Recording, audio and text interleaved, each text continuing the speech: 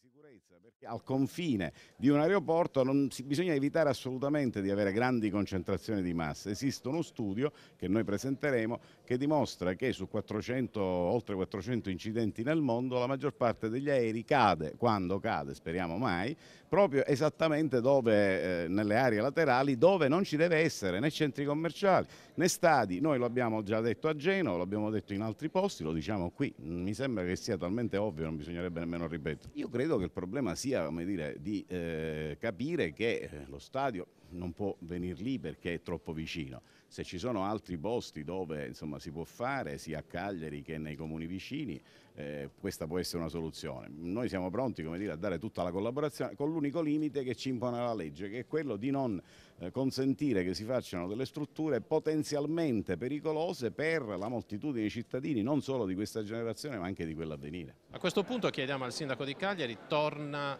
in auge il Sant'Elia?